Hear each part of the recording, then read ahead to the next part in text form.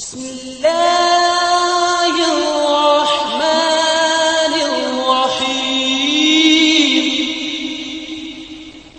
رب العالمين والصلاة والسلام على سيد الأنبياء والمرسلين وعلى آله الطيبين الطاهرين وعلى من تبعهم بإحسان إلى يوم الدين أما بعد أعوذ بالله من الشيطان الرجيم بسم الله الرحمن الرحيم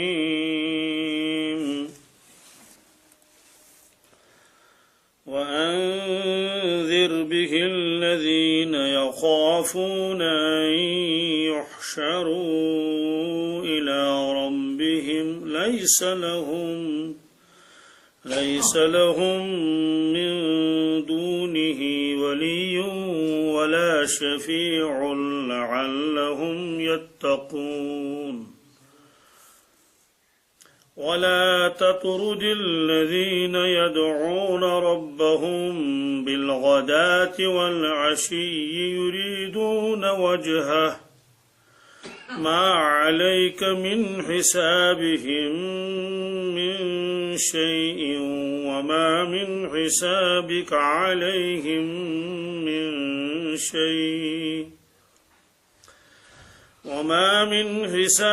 عليهم من شيء فتطردهم فتكون من الظالمين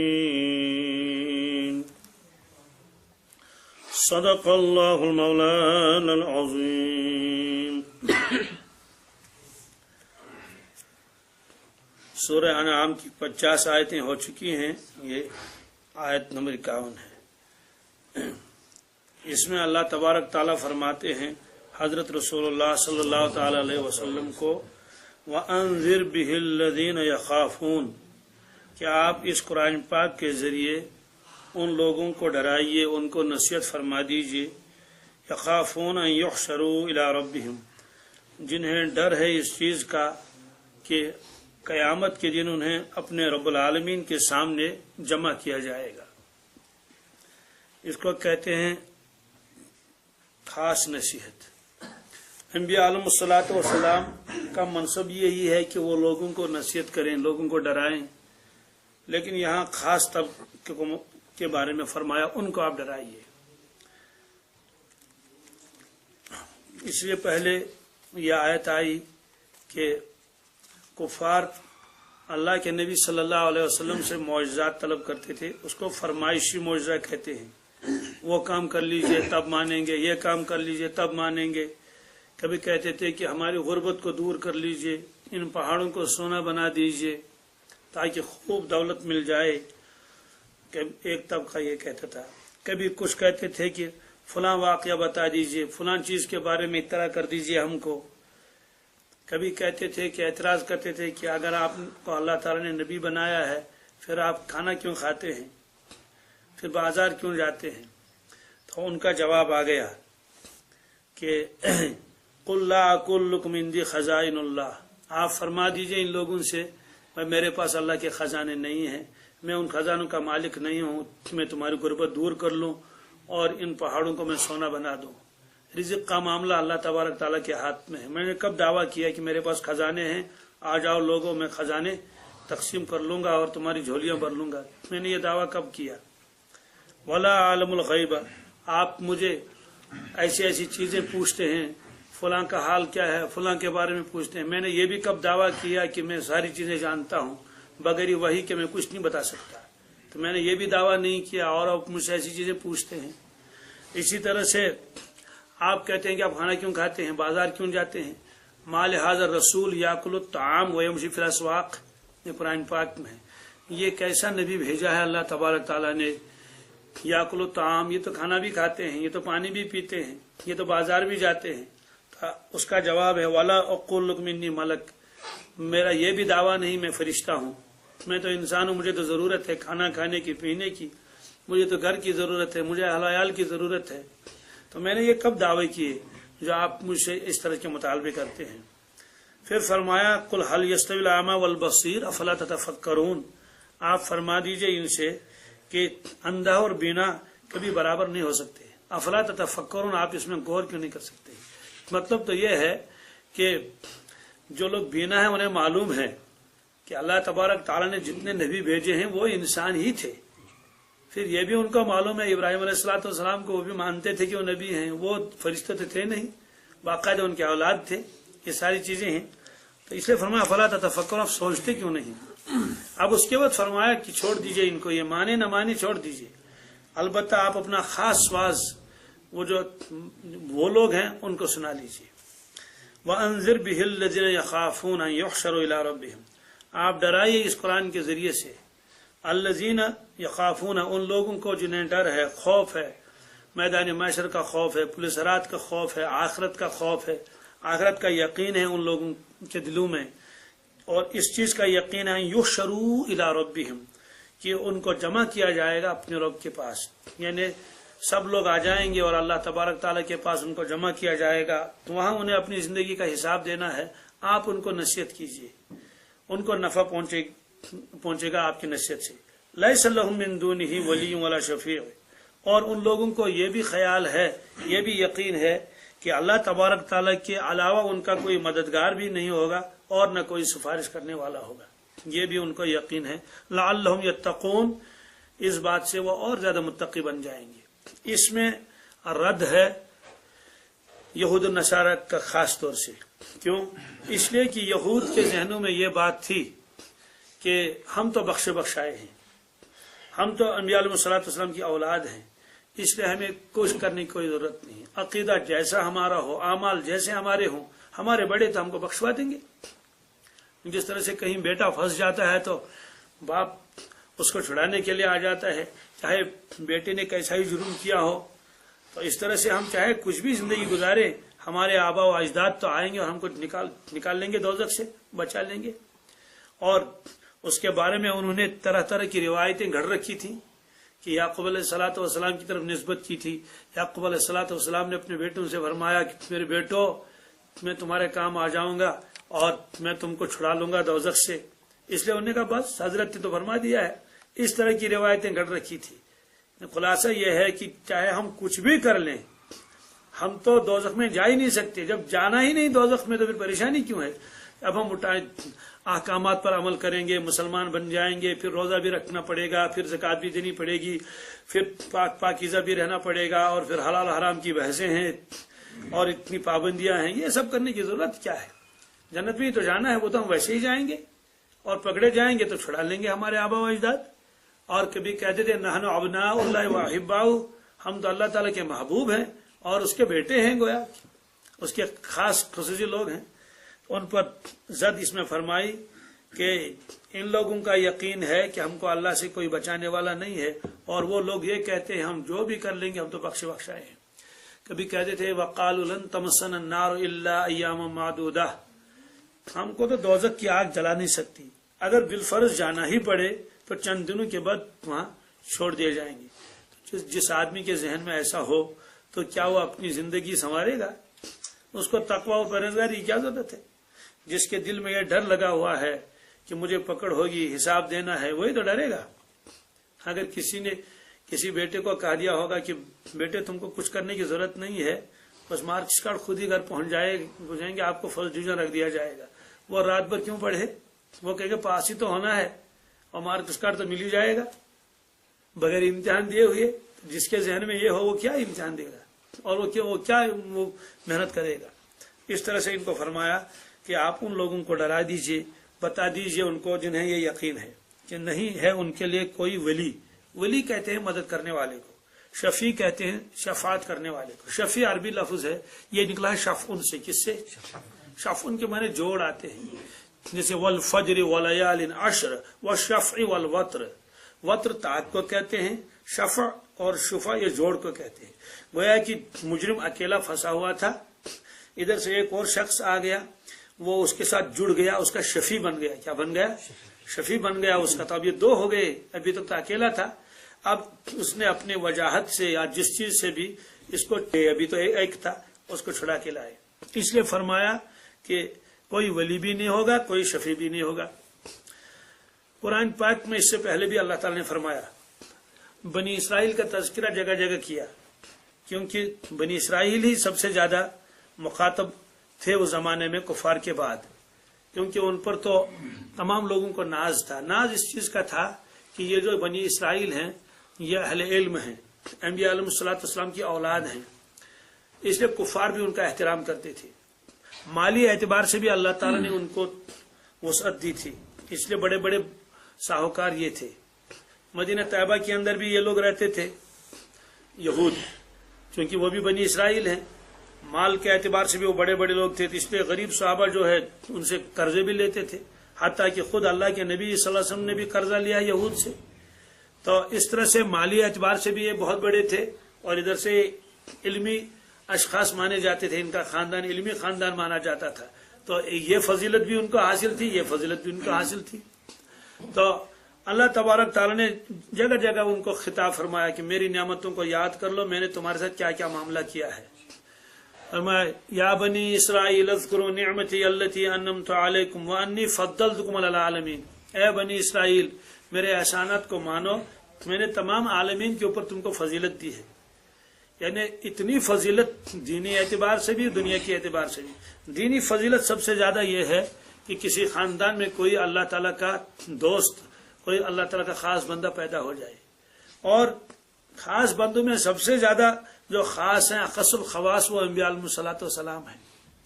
کسی خاندان میں کوئی ایک بزرگ پیدا ہوتا ہے تو صدیوں تک اس کے خاندان والے کہتے ہیں ہم تو فلاں کے خاندان کے ہیں، فخر سے کہتے ہیں۔ اور یہ بنی اسرائیل ایسے ہیں، ان کے خاندان میں اللہ تبارک تعالیٰ نے اولیاء کو ہی نہیں ہزاروں نبیوں کو مبعوث فرمایا، ہزار نبی ہیں ان کے خاندان میں لا تعداد۔ تو ایسی فضیلت، خاندانی فضیلت ان کو ہے۔ مالی اعتبار سے بھی ان کو بہت مال و دولت اللہ نے عطا فرمائی تھی، حتیٰ کہ ان میں بادشاہ بھی گزرے ہیں، وہ جو قرآن پاک میں ہیں وَجَعَلَكُمْ فِيكُمْ أَنْبِيَاءَ وَجَعَلَكُمْ فِيكُمْ مُلُوكًا، ہم نے تمہارے اندر نبیوں کو بھی بنایا اور بادشاہوں کو بھی۔ تو پھر اللہ تعالیٰ نے فرمایا وَاتَّقُوا يَوْمًا لَا تَجْزِي نَفْسٌ عَن نَفْسٍ شَيْئًا، فرمایا کہ اے بنی اسرائیل ڈرو اس دن کے غضب اور قہر سے جس دن کوئی کسی کے کام نہ آئے، کچھ بھی کام نہ آئے۔ یہ مضمون قرآن پاک میں بہت جگہ ہے، کوئی کسی کے کام نہ آئے۔ ایک جگہ فرمایا یوم یفر المرء من اخیہ وامہ وابیہ وصاحبتہ وبنیہ، کہ معاشر کے میدان میں یہ جو قریب رشتہ سمجھا جاتا ہے، بھائی اور اس طرح سے بہن، والدین اور میاں بیوی، یہ سب سے زیادہ قریبی رشتہ ہے، اور اولاد، اس کی نفی اللہ تعالیٰ نے فرمایا یوم یفر المرء من اخیہ، کہ قیامت کے دن ایک شخص بھاگے گا اپنے بھائی کو دیکھ کر۔ تو بھاگے گا کیوں؟ اس لیے بھاگے گا کہ یہ میرا بھائی ہے، یہ میری طرف آ رہا ہے، اور شاید اس کو کچھ نیکیاں کم ہو گئی ہیں، وہ نیکیاں تو مجھے دینی پڑیں گی، یہ مانگے گا تو میں انکار کیسے کروں گا؟ اس لیے جب دیکھا کہ میرا بھائی آ رہا ہے میری طرف، ایک دم یہ وہاں سے بھاگ جائے گا۔ یا فر کا لفظ آیا، انہیں بھاگ جائے گا، بہت تیزی کے ساتھ بھاگ جائے گا۔ جتن صاف خبر کا تھا ممائی آئی تھی من اخی وہ امہ، اللہ اکبر، ماں آئے گی، ماں یہ سمجھ کر یہ تو میرا بیٹا ہے، بیٹے میں نے تجھ کو پالا ہے، آج چند نیکیاں مجھے کم ہو گئی ہیں، میرا بیڑا پار ہو جائے گا، وہ نیکیاں مجھے دے دیں، میں جنت میں چلے جاؤں گی، ورنہ دوزخ میرے لیے تیار ہے۔ جب دیکھے گا ماں آ رہی ہے تو یہ ماں کو چھوڑ کر بھی بھاگ جائے گا۔ وہ ابھی ہی باپ آ رہا ہے، والد آ رہے ہیں، ہم دیکھے گا کہ والد صاحب آ رہے آگے، اب تو یہ تو آئیں گے میرے لیے، اس لیے تو ورنہ آنے کی ضرورت ہی نہیں، اس کو دیکھ کر بھاگ جائے گا۔ وہ صاحبتہ، اور شوہر بیوی کو دیکھ کر اور بیوی شوہر کو دیکھ کر یہ دونوں ایک دوسرے سے بھاگ جائیں گے۔ وہ بنی ہی، دیکھے گا میرے بیٹے تو آ رہے ہیں، یہ کہیں گے ابو ہماری پریشانی ہے، کچھ دے دیجئے، آج کچھ نیکیاں دے دیجئے، اور کوئی پیسے ویسے تو مانگیں گے نہیں وہاں۔ تو جب دیکھے گا میری اولاد آ رہی ہے اور یہ بھی بھاگ جائیں گے۔ یہ قرآن پاک کیوں؟ لِكُلِّ امْرِئٍ مِّنْهُمْ يَوْمَئِذٍ شَأْنٌ يُغْنِيهِ، ہر شخص کے اس وقت ایک فکر سوار ہوگی، کسی کو دوسرے کا ہوش ہی نہیں ہوگا، بس جب دیکھے گا فلاں آ رہا تو بھاگ جائے گا، اور ہر ایک کے اوپر بوجھ ہوگا۔ فرمایا وَلَا تَزِرُ وَازِرَةٌ وِزْرَ أُخْرَىٰ، ایک آدمی دوسرے کا بوجھ نہیں اٹھائے گا۔ اس سے وہ جہالت بھی سامنے آ رہی ہے، لوگ کہتے ہیں ہے یم گنا تم گنا میں، یم گنا تم گنا خرچ، یہ تو جہالت ہے۔ کیسے میرے گناہ اٹھاؤ گے؟ وَلَا تَزِرُ وَازِرَةٌ وِزْرَ أُخْرَىٰ، اور قرآن پاک نے فرمایا وَإِن تَدْعُ مُثْقَلَةٌ إِلَىٰ حِمْلِهَا لَا يُحْمَلْ مِنْهُ شَيْءٌ وَلَوْ كَانَ ذَا قُرْبَىٰ. صاف قرآن پاک نے فرمایا اگر کوئی بوجھل آدمی، بہت بوجھ والا آدمی، وہ دوسرے کو کہے گا کہ میرا بوجھ اٹھا لو، تھوڑا سا اٹھا لو، کچھ کم ہو جائے یا پورا ہی اٹھا لو، وہی اس کو مثقل کہتے ہیں عربی میں، مثقلہ. وَإِن تَدْعُ مُثْقَلَةٌ إِلَىٰ حِمْلِهَا، اپنے بوجھ کی طرف دوسرے کو بلائے گا، آ جاؤ میرا بوجھ تو اٹھا لو. وَإِن تَدْعُ مُثْقَلَةٌ إِلَىٰ حِمْلِهَا لَا يُحْمَلْ مِنْهُ شَيْءٌ، کچھ بھی نہیں اٹھایا جائے گا اس سے. وَلَوْ كَانَ ذَا قُرْبَىٰ، اگرچہ اس کا قریبی رشتہ داری کیوں نہ ہو، یعنی باپ اور ماں کیوں نہ ہو، بیٹا ہی کیوں نہ ہو. اس طرح سے یہود کو فرمایا اللہ تعالیٰ نے وَاتَّقُوا يَوْمًا لَا تَجْزِي نَفْسٌ عَن نَفْسٍ شَيْئًا وَلَا يُقْبَلُ مِنْهَا شَفَاعَةٌ. آدمی پھنس جاتا ہے کہ رَبَّ هَٰذِهِ الدَّعْوَةِ التَّامَّةِ وَالصَّلَاةِ الْقَائِمَةِ آتِ مُحَمَّدًا الْوَسِيلَةَ وَالْفَضِيلَةَ وَالدَّرَجَةَ الرَّفِيعَةَ وَابْعَثْهُ مَقَامًا مَحْمُودًا. تو مقام محمود کی دعا اس میں، یا اللہ مقام محمود عطا کر لیجئے رسول اللہ صلی اللہ علیہ وسلم. تو تب 7 دن 7 رات اتنا لمبا، تب اللہ تعالیٰ فرمائیں گے یا محمد صلی اللہ علیہ وسلم ارفع راسک، آپ ساری مبارک اٹھائیے، سل توتا، آپ مانگیں گے، مانگ لیجئے، درخواست کیجئے، آپ کو دے دیا جائے گا. اشفع تو شفا، سفارش کریں گے، سفارش قبول کر لی جائے گی. یہ شفاعت بالاذن ہے. یہ تو وہ ہے کہ رو رو کے اللہ تعالیٰ کو منوانا ہے کہ ایسا کر لیجئے. تو اس طرح سے اس کو شفاعت بالاذن کہتے ہیں. کیا قرآن شریف میں جب بھی ایسی کوئی شفاعت کا تذکرہ ہے وہاں الا باذنہ کا تذکرہ ہے. اس کا مطلب تو یہ ہے اللہ تبارک تعالیٰ ہی کسی کو بخشنا چاہیں تو انبیاء علیہ السلام، اولیاء کرام اور صلحاء وغیرہ کو اجازت دے دیں گے کہ فلاں فلاں آدمی کی سفارش کر لیجیے. تو اگر اللہ ہی نے چاہیں گے تو کون کس کی سفارش کر سکتا ہے؟ کسی کی نہیں. تو وہ ہے شفاعت بالاذن. کیا ہے؟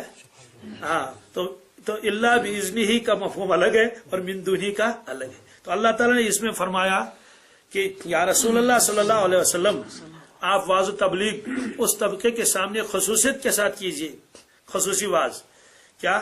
جو لوگ ڈرتے ہیں اس بات سے، جنہیں خوف ہے کہ ان کو اللہ تبارک تعالیٰ کے سامنے جمع کیا جائے گا اور ان سے حساب لیا جائے گا، اور ان کو یہ بھی یقین ہے کہ اللہ کے علاوہ ہمارا کوئی ولی بھی نہیں ہے، ہمارا کوئی شفیع بھی نہیں ہے. اگر کوئی ہوگا تو وہ اللہ جب چاہیں گے تب، تو ورنہ نہیں. لعلہم یتقون، تاکہ وہ اور زیادہ متقی ہو جائیں، اور زیادہ ڈریں. اور یہ بات ہے کہ جب بشارت سنائی جاتی ہے تو لوگوں کی کیفیت بدل جاتی ہے.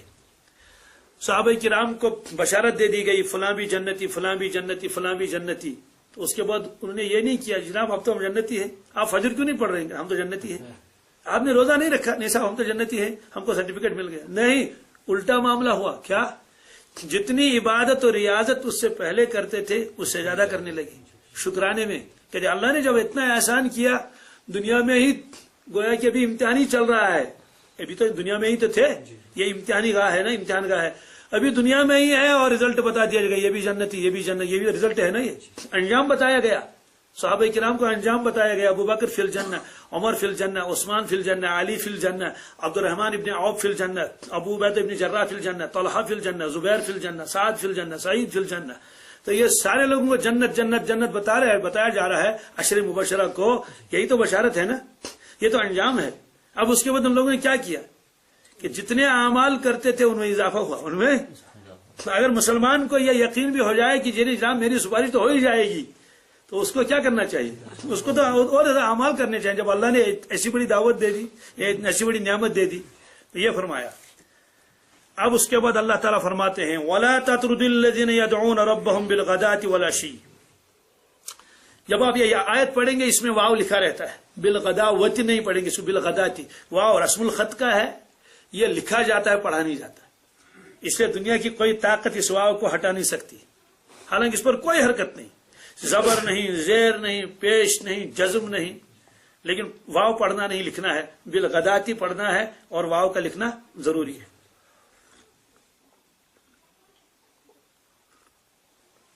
اسی لیے کہتے ہیں کہ قرآن پاک کو کسی دوسرے رسم الخط میں لکھنا یہ حرام ہے. کیا ہے؟ جی، اسی رسم الخط میں لکھنا پڑے گا. اور اس کا اصول ہے، اس کی بات پہلے بھی آئی ہے کہ ہر حرف میں انوارات ہیں. کیا ہیں؟ اگر یہ واو آپ نکال دیں گے کہ اس کی تو کوئی ضرورت ہے ہی نہیں، جب یہ تلفظ میں آتا ہی نہیں ہے تو لکھنے کی ضرورت ہی کیا ہے؟ ہمیں وہ انوارات کم ہو جائیں گے. وہ انوارات اسی لیے قرآن پاک میں آپ دیکھیں گے وَأَقِيمُوا الصَّلَاةَ وَآتُوا الزَّكَاةَ، واو کا تذکرہ کہیں نہیں آیا. صلات پڑھ لیا لیکن لکھا جاتا ہے صاد لام پھر واو اور پڑھا جاتا ہے کیا الف صلات. تو صلات پڑھا جاتا ہے لکھا جاتا ہے واو کے ساتھ، زکات پڑھا جاتا ہے لکھا جاتا ہے واو کے ساتھ. دونوں کو پڑھنا ضروری ہے. ایک تو ہے کہ زبان کا اسلوب یہی ہے، پھر قرآن پاک کا رسم الخط، یہ اللہ کے نبی صلی اللہ علیہ وسلم اس کو توقیفی کہتے ہیں. انہوں نے ایسے ہی فرمایا، قیامت تک ایسا ہی رہے گا، اس کو بدل نہیں سکتے. تو ان چیزوں کا معاملہ نہیں جاننا چاہیے. آپ کے انگریزی میں بھی ہے بہت سارے الفاظ لکھے جاتے ہیں پڑھے نہیں جاتے. مجھے بتائے نائف کے اندر شروع میں کے ہے یا نہیں؟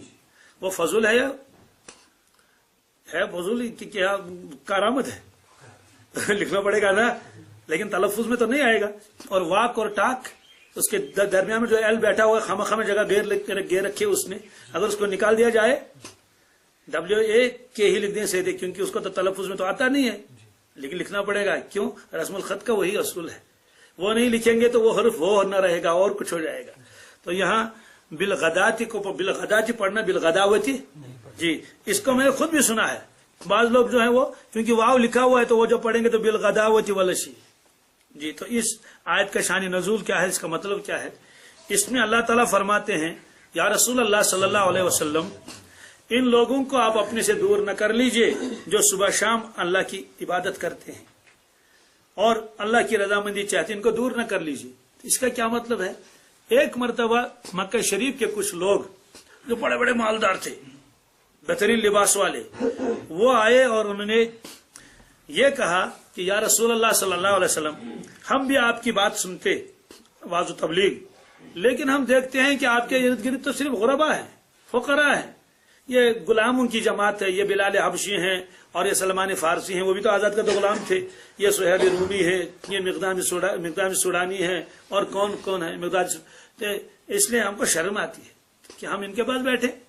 آپ ایسا کر لیجئے، جب ہم آیا کریں ان کو بتا دیجیے آپ ہٹ جائیے، آپ ان کو ہٹا لیجئے، یہ دور رہے ہم سے. اور دیکھ رہے ہیں کہ ان کے کپڑے کیسے ہیں، چونکہ غریب صحابہ کے کپڑے جو تھے وہ اون کے تھے. کیا تھے؟ تو اس میں پسینہ بھی آتا تھا اور کوئی ٹھاٹ باٹ تو تھے بھی نہیں ان لوگوں کے. کہہ لیں گے ہمیں تو شرم آتی ہے. یہ کبر غرور کا عالم تھا.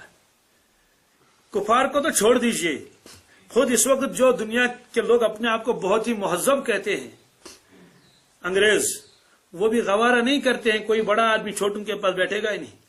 بڑوں کی قطار الگ ہوگی اور چھوٹوں کی قطار الگ ہوگی. جی ان کی اپنی اپنی جگہ متعین ہے. تو یہ تو صرف اسلام ہے، یہ تو صرف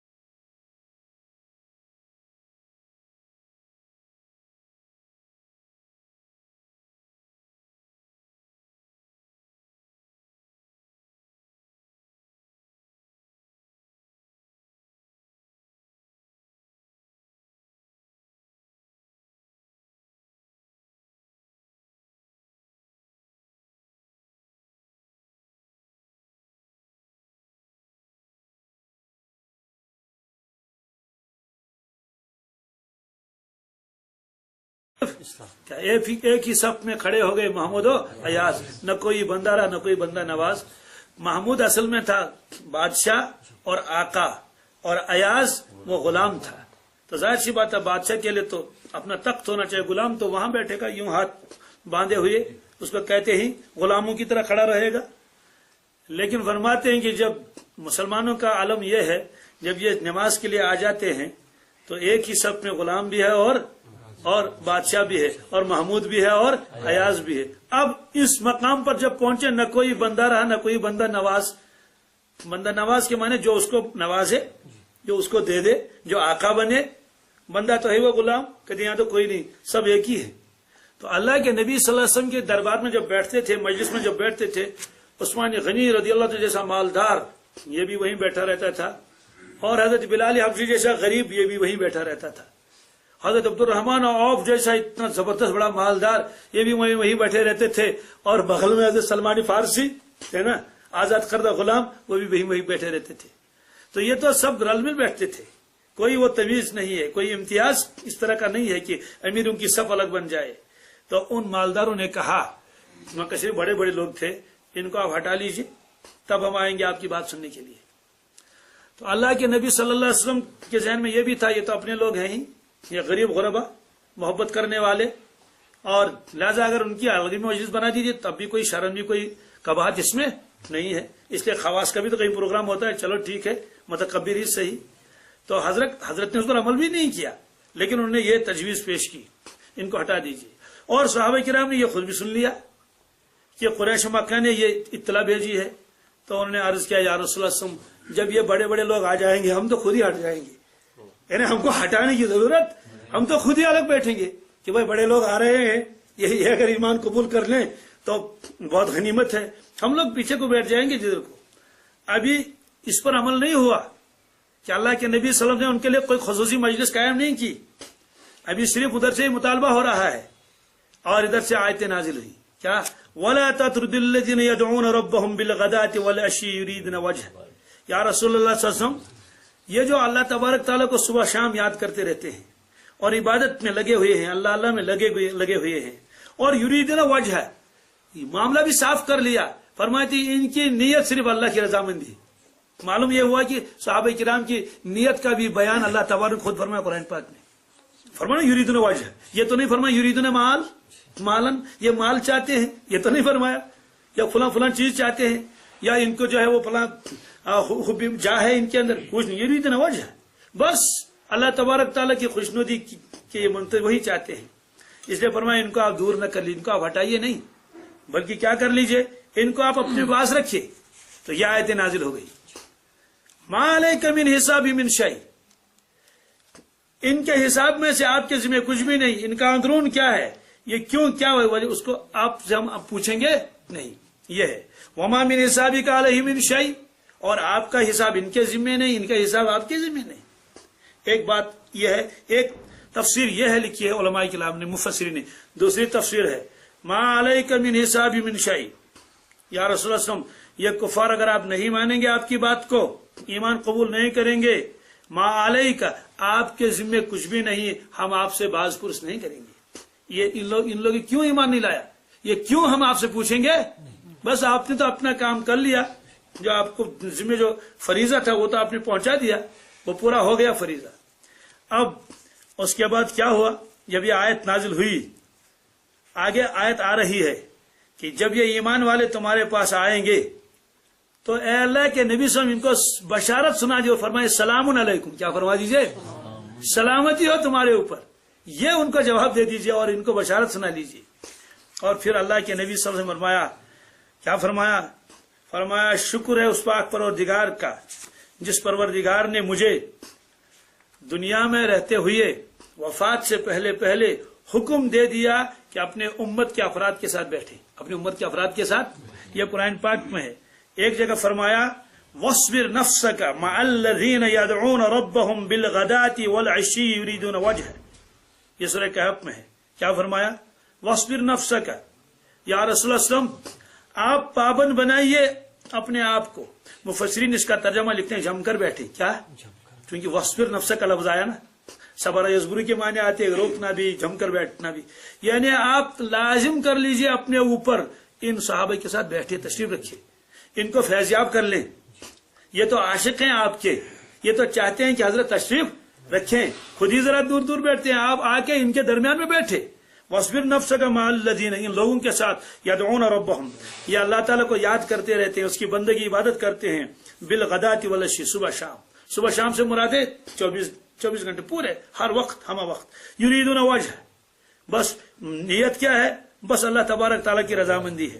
تو یہ آپ نے فرمایا رسول اللہ صلی اللہ علیہ وسلم نے. اسی طرح سے ایک جگہ اللہ تعالیٰ نے یہ فرمایا کہ آپ اپنے نگاہ کرم ان سے نہ پھیریں، ولا تعد عیناک عنہم، بلکہ ہر وقت اپنی نگاہ کرم ان پر کیا کر لیجئے، ڈالتے رہیے. یہ فرمایا. پھر اس کے بعد اللہ کے نبی صلی اللہ علیہ وسلم فرمایا شکر ہے اس پاک پروردگار کا جس نے مجھے یہ حکم دے دیا کہ اپنے امت کے ساتھ آپ بیٹھیں، اپنی امت کے ساتھ.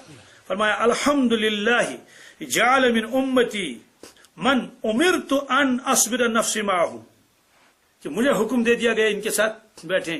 شکر ہے اللہ تبارک تعالیٰ کا کہ میری امت میں اللہ تبارک تعالیٰ نے ایسے افراد پیدا فرمائے.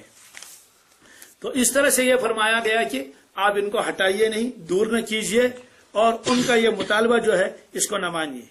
مانے تو مانے ٹھیک ہے، نہیں تو چھوڑ دیجیے ان کو. یہ فرمایا، یعنی کفار کے پیچھے آپ نہ پڑے. علماء کرام نے لکھا ہے اس آیت کی تحت میں کہ اس آیت کے اندر ایک بات یہ معلوم ہوئی کہ جو دیندار ہیں متقی اور پرہیزگار ہیں تو ان کی رعایت رکھنا زیادہ ضروری ہے بنسبت غیروں کے. بنسبت اس لیے کہ اللہ کے نبی صلی اللہ علیہ وسلم کو فرمایا گیا کہ آپ کیا کر لیں، آپ ان کی رعایت رکھ لیں، ان کی رعایت رکھنا کوئی ضروری نہیں ہے. ایک اور واقعہ وہ آپ حضرات کے ذہن میں ہوگا کہ اللہ کے نبی صلی اللہ علیہ وسلم ایک مرتبہ کچھ قریش کے افراد کو سمجھا رہے تھے، یعنی ان کو دین کی دعوت دے رہے تھے. اتنے میں ایک نابینا صحابی آئے، حضرت عبداللہ بن مکتوم. کسی غرض سے وہ آئے، کچھ پوچھنا تھا. اس کے بعد لیکن اللہ کے نبی صلی اللہ علیہ وسلم نے اس وقت ان کی طرف توجہ نہیں فرمائی. بالکل صحیح کیا. کیوں؟ جسے وہ تو اپنا آدمی ہے، بعد میں بھی آ سکتا ہے، بعد میں بھی پوچھ سکتا ہے، لیکن ادھر سے وہ نابینا تھا. تو وہ آ کے انہوں نے سوال کیا، حضرت مجھے فلاں مسئلہ بتا دیجئے. آپ نے اپنے رخ مبارک کو اس کی طرف نہیں پھیرایا، اس کی تو توجہ نہیں کی. بات ختم ہو گئی. اس کے بعد آیت نازل ہوئی عبس وتولی ان جاءہ الاعمی. یہ عجیب انداز ہے. مفسرین کے لکھا بظاہر تو یہ ہونا چاہیے عبس تھا. کیا آپ نے اپنا چہرہ پھیر لیا؟ تو فرماتے ہیں کہ اگر اللہ تعالیٰ یہ فرماتے ہیں کہ اللہ کے نبی آپ نے چہرہ مبارک پھیر لیا اس سے، تو یہ برداشت نہ ہوتا رسول اللہ کو کہ حضرت کو خطاب فرمایا جا رہا ہے آپ نے میں عبس، اس نے کیا، انہوں نے عبس وتولی، انہوں نے اپنا چہرہ مبارک پھیر لیا. اور عبس اور چیب جبین ہو گئے، یعنی تھوڑا ناراض ہو گئے کہ یہ اس وقت کیوں آیا. وتولی ان جاءہ الاعمی، جب ان کی خدمت میں ایک اعمی حاضر ہوئے تھے. وما یدریک لعلہ یزکی، کیا خبر ہے آپ کو کہ وہ پاک ہو جاتا ہے. یعنی وہ تو پاک تھا ہی، لیکن آپ کی باتوں کی وجہ سے اور زیادہ اس کے اندر کیا نفع پہنچتا، اس کو جلا پہنچتی. وما یدریک لعلہ یزکی او یذکر فتنفع ذکرہ، یا وہ نصیحت حاصل کر لیتا، آپ اس کو نصیحت فرماتے تو اس کو نفع پہنچتا. اما من استغنی، آپ ان کے مقابلے میں جو لوگ بے نیاز اپنے آپ کو سمجھتے ہیں، اما من استغنی انت لہ تصدی، ان کے پیچھے پڑے ہوئے ہیں. وما علیک الا یزکی، آپ کے ذمہ بالکل نہیں ہے کہ وہ مانے یا. یہ جب آیتیں نازل ہوئی اللہ اکبر، اس کے بعد جب حضرت عبداللہ بن مکتوم کبھی تشریف لاتے تھے رسول اللہ کی خدمت میں، آپ کھڑے ہو جاتے تھے. ہمارے یہ وہ شخص ہے جس کی وجہ سے اللہ تبارک تعالیٰ نے قرآن پاک کے اندر ان آیتوں کو نازل فرمایا. تو وہ اللہ تعالیٰ نے فرمایا تو نابینا تھے، ان کو کیا معلوم تھا کہ آپ اس وقت مشغول ہیں. اور یہ زیادہ اہم ہے، یہ ایک نابینا صحابی زیادہ اہم ہیں اور زیادہ یہ ہمارے دربار میں مقبول ہیں اور قیمتی ہیں بنسبت ان رؤساء کے جو بڑے بڑے مالدار ہیں اور کبر و غرور میں بڑے ہوئے کبر و غرور سے، اور آپ کے منکر ہیں. یہ تو آپ کا عاشق ہے، آپ کا فدوی ہے. اس لیے اس آیتوں میں فرمایا گیا کہ یا رسول اللہ صلی اللہ علیہ وسلم، آپ ان حضرات کو اپنے سے دور نہ فرمائیے. ما علیک من حساب من شیء، آپ کے ذمے ان کا کچھ بھی نہیں ہے، کوئی حساب آپ کے ذمے نہیں ہے. کہ آپ ان کے باطن کو دیکھیں کیا ہے کیا نہیں، بالکل نہیں، بلکہ وہ آپ کے ظاہر پر عمل کر لیجئے. ظاہری اعتبار سے تو وہ آپ کے کیا ہے، پروانوں کی طرح آپ کے ارد گرد ہیں اور اپنی جان بچھانے کے لیے اور نشاور کرنے کے لیے تیار ہے. وما من حسابک علیہم من شیء، اور نہ آپ کا حساب ان کے ذمے ہے. اگر ایسا ہوتا فتطردہم، آپ ان کو دور کر لیتے، لہذا ان کو دور نہ کر لیجیے. اور اگر آپ دور کریں گے فتکون من الظالمین، تو بے انصافوں میں سے ہو جائیں گے. انصاف کا تقاضا تو یہ ہے ان کو آپ اپنے سے دور نہ کر لیجیے. اب سوال ہے کہ اللہ تبارک تعالیٰ نے ان کو مالدار کیوں بنایا تھا اور ان صحابوں کو غریب کیوں بنایا؟ اللہ تعالیٰ فرماتے ہیں اصل میں مجھے آزمانے تھے، مجھے آزمائش کرنی تھی ان مالداروں کی. کس کی؟ مالداروں کی آزمائش کیسے ہو جائے گی؟ فرمایا مالداروں کی آزمائش اس طرح تھی، وہ لوگ کہتے تھے اگر یہ مسلمان سچے ہیں، ان کا مذہب صحیح ہے، سچا ہے، اور یہ واقعی اللہ کے لاڈلے اور محبوب ہیں، تو یہ غربت ان کے پاس کیوں ہے؟ کم از کم کھانے کے لیے تو پورا ہو جاتا. تو اللہ تعالیٰ فرماتے ہیں میں آزماتا ہوں اور مالداروں کو آزماتا ہوں غریبوں کے ذریعے سے. کس کے ذریعے سے؟ غریبوں کے ذریعے سے. اس لیے وہ کہتے تھے کہ جناب اگر یہ اللہ کے لاڈلے ہیں تو ان کی حالت دیکھ لیجئے، ان کو تو کھانے کے لیے کوئی چیز نہیں اور پہننے کے لیے ان کے پاس پورا لباس نہیں. اللہ تعالیٰ فرماتے ہیں اب رہا معاملہ غربت کا اور مالداری کا، وَكَذَلِكَ فَتَنَّا بَعْضَهُمْ بِبَعْضٍ، ہم آزماتے ہیں ایک کو دوسرے کے ذریعے سے. کیوں؟ جب آزمائیں گے تو بطور حقارت کے کہتے تھے صحابہ کرام کی طرف، کہتے تھے کیا؟ لِيَقُولُوا، کہ وہ کہیں أَهَٰؤُلَاءِ مَنَّ اللَّهُ عَلَيْهِمْ مِنْ بَيْنِنَا، أَهَٰؤُلَاءِ، کیا یہ لوگ ہیں من اللہ علیہم جن پر اللہ نے احسان کیا ہے، من بیننا، ہمارے درمیان، یعنی ہم میں سے کیا انہی کو اللہ نے نوازا ہے. یہ لوگ صحابہ کرام کہتے تھے الحمدللہ، کیا کہتے تھے؟ ہم پر تو اللہ نے فضل کیا ہے، ہم تو بڑے خوش نصیب ہیں. وہ کہتے ہیں آپ خوش نصیب ہیں، آپ پر کیا فضل ہوا ہے؟ فضل تو ہم پر ہوا ہے. تو اللہ تعالیٰ فرماتے ہیں یہ میں نے آزمایا ان کو. علیہ اللہ بعالم بالشاکرین، کیا اللہ تبارک تعالیٰ شکر گزاروں سے باخبر نہیں ہے؟ ان کو خوب جانتے ہیں. یہ صحابہ کرام غربت میں بھی اللہ تعالیٰ کا کیا کرتے ہیں؟ شکر کرتے ہیں. اس سے معلوم ہوا یہ بھی ایک آزمائش ہے. ایک آدمی دیندار ہے، متقی و پرہیزگار ہے، زیادہ مالدار نہیں ہے، مزدوری کرتا ہے، اور مالدار لوگ اس کو دیکھ کر کہتے ہیں کہ ہے یہ یوت نے سوج ہے، کہتے ہیں. اور وہ لوگ گناہوں کے اوپر گناہ کرتے چلے جا رہے ہیں اور مال میں اور اضافہ ہوتا رہتا ہے، اور وہ پکڑ بھی ہے اللہ کی جانب سے. فلما نسوا ما ذکروا به فتحنا علیہم ابواب کل شیء، جب انہوں نے بلا دیا اللہ تعالیٰ کے سبق کو، دین کو چھوڑ دیا اور اس کے بعد لگے اسی میں، اللہ تعالیٰ فرماتے میں نے ان کا رزق بند نہیں کیا بلکہ میں نے دروازے کھول دیے. حتی اذا فرحوا بما اوتوا، یہاں تک کہ وہ کبر غرور میں مبتلا ہو گئے. ہم جیسا خوش نصیب کون ہے؟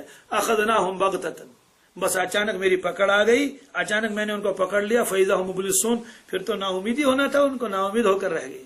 تو یہ فرمایا اس میں وَإِذَا جَاءَكَ الَّذِينَ يُؤْمِنُونَ بِآيَاتِنَا، یا رسول اللہ صلی اللہ علیہ وسلم جب آپ کی خدمت میں آ جائیں گے وہ لوگ جنہوں نے ہماری آیتوں پر ایمان لایا ہے، جو ہماری آیتوں پر ایمان لا چکے ہیں.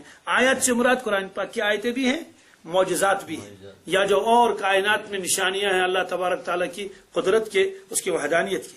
فَقُلْ سَلَامٌ عَلَيْكُمْ، فَقُلْ، ان کو فرما دیجئے سلام علیکم، سلامتی ہے تم پر، تمہیں کفر کی مصیبت سے بچا لیا ہے، تمہیں شرک کی مصیبت سے بچا لیا ہے، تمہیں بت پرستی سے بچا لیا ہے، سلام ہے تم پر. کیا ہے؟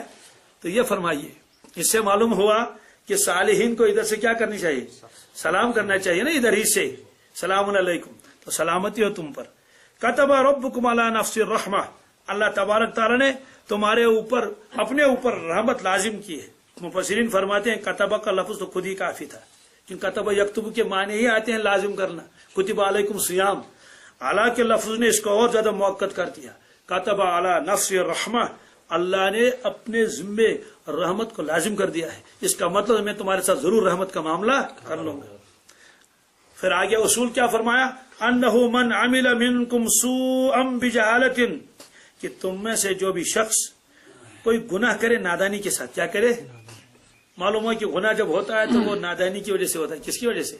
اسے دانا جو عقل مند جو ہوگا وہ گناہ نہیں کرے گا، وہ کہے گا جناب مجھے تو نقصان اس سے، میں گناہ کیوں کر لوں گا. اسے ہمارے بزرگ فرماتے ہیں گناہ کا مزہ تھوڑی دیر کے لیے، گناہ کا مزہ اور اس کا عذاب ہمیشہ کے لیے. عبادت کی مشقت تھوڑی دیر کے لیے اور اس کا ثواب میں آپ نے رمضان میں روزے رکھے، مشقت تو تھی، اس میں کوئی شک شبہ ہوگا، اور تبلیغ والے بیچارے تو اکثر بیشتر اگر حمام نہیں ہے تو ٹھنڈے پانی سے کر لیں گے وہاں جماعت میں جب جاتے ہیں، یہ سب ہو گیا تو وہ مشقت کہاں رہی؟ ختم ہو گئی وہ ساری مشقت۔ تو عبادت کے اوپر جو مشقت ہے تھوڑی دیر تو وہ رہتی ہے، اس کے بعد مشقت چلی جاتی ہے، لیکن اس کے اوپر ملنے والا انعام اور اللہ کی رحمتیں، اللہ کی رضا وہ ہمیشہ رہے گی۔ اور گناہ بلکہ عجیب معاملہ تھا، گناہ کرنے کے بعد تو آدمی خود ہی پچھتانے لگتا ہے، میں نے ایسا کیوں کیا۔ تو فرماتے ہیں جب بھی گناہ ہوگا وہ کس کی وجہ سے ہوگا؟ نادانی اور جہالت کی وجہ سے۔ اس لیے اللہ تعالیٰ نے کتنی رعایت رکھ دی، فرماتے ہیں کہ اگر تم میں سے کسی نے جہالت کی وجہ سے کوئی گناہ کیا، کس کی وجہ سے؟ تو نادانی ہے۔ انہ من عمل منکم، کہ اللہ تعالیٰ نے یہ بھی فرمایا کہ جو تم میں سے کرے گا کوئی آدمی سوءن، کوئی بدی، بجہالت، کس سے؟ جہالت کی، ثم تاب من بعدہ، اور اس کے بعد توبہ کر لے، کیا کر لے؟ فوراً اس کے بعد توبہ کر لے، وہ اصلح اور اپنا حال درست کر لے، ٹھیک ہے۔ فرمایا فانہ غفور الرحیم، اس کو یہ بھی بتا دیجئے میں غفور الرحیم ہوں، میں غفور، یعنی میں تمہارے گناہوں کو کیا کر لوں گا؟ معاف کر لوں گا، کیونکہ جان بوجھ کر تو کیا نہیں، بلکہ یہ بھولے سے ہو گیا، غلبہ نفس کی وجہ سے ہو گیا یہ گناہ، پھر اس کے بعد توبہ کر لیا، اپنے حال کو درست کر لیا۔ وَكَذَلِكَ نُفَصِّلُ الْآيَاتِ، اسی طرح سے ہم تفصیل کے ساتھ آیتوں کو بیان فرماتے ہیں، وَلِتَسْتَبِينَ سَبِيلَ الْمُجْرِمِينَ، تاکہ مجرمین کا راستہ ظاہر ہو جائے، مجرمین کا راستہ سیدھا پتہ چل جائے گا یہ تو مجرموں کا راستہ ہے، اور آدمی اس سے بچ جائے۔ اس کی تفصیل تھوڑی اور آئے گی، یہ جو آئے اس میں لفظ آیا فَقُلْ سَلَامٌ عَلَيْكُمْ، اس کے بارے میں انشاءاللہ آگے تھوڑا اور آ جائے گا، یہ سلام علیکم کا لفظ اللہ تعالیٰ نے یہاں کیوں فرمایا۔ اللهم صل على سيدنا محمد وعلى آل سيدنا محمد وأصحاب سيدنا محمد وبارك وسلم عليه۔ اللهم أحسن عاقبتنا في الأمور كلها وأجرنا من خزي الدنيا وعذاب الآخرة، ربنا آتنا في الدنيا حسنة وفي الآخرة حسنة وقنا عذاب النار۔ یا اللہ ہمارے تمام گناہوں کو معاف فرما، یا اللہ ہمارے خطاؤں سے درگزر فرما، نادانی میں جو ہم سے گناہ ہو چکے ہیں یا اللہ آپ غفور و رحیم ہے، یا اللہ ہمارے حال کو درست فرما اور ہمارے گناہوں کو معاف فرما۔ ہم میں جو بے روزگار ہیں انہیں حلال طیب پاک رزق نصیب فرما، یا اللہ جو تعلیم میں مشغول ہیں انہیں کامیابی نصیب فرما، بے جوڑوں کو صالح جوڑ، بے اولاد کو صالح اولاد نصیب فرما، یا اللہ ہمارے بزرگوں کی عمر میں برکت فرما، ہمارے نوجوان ساتھیوں کی پریشانی کو دور فرما، یا اللہ ہم سب کو صلاح تقوی پرہیزگاری عطا فرما، یا اللہ مرتد ہونے سے ہماری حفاظت فرما، بے دین بننے سے ہماری حفاظت فرما، فسق و فجور میں مبتلا ہونے سے ہماری حفاظت فرما، یا اللہ تقوی اور پرہیزگاری ہمیں عطا فرما، اے اللہ پاکیزہ زندگی ہمیں نصیب فرما، ایمان والی زندگی، اعمال والی زندگی عطا فرما، یا اللہ سجدوں کا سرور نصیب فرما، نمازوں کا نور نصیب فرما، یا اللہ ہم کو سعادت مند بنا دیجئے، سعادت مندی ہماری قسمت میں لکھ دیجئے، رحمت ہمارے قسمت میں لکھ دیجئے، یا اللہ ہماری پریشانی کو دور فرما دیجئے، ہمارے بیماروں کو شفا دے، صحت دے، عافیت دے، یا اللہ بہت سے لوگ پریشان ہیں ان کی پریشانی کو دور فرما، یا اللہ ہماری دعاؤں کو محض اپنے فضل و کرم سے اور رسول اللہ صلی اللہ علیہ وسلم کے صدقہ طفیل میں قبول فرما۔ صلی اللہ علیہ سیدنا محمد وعلی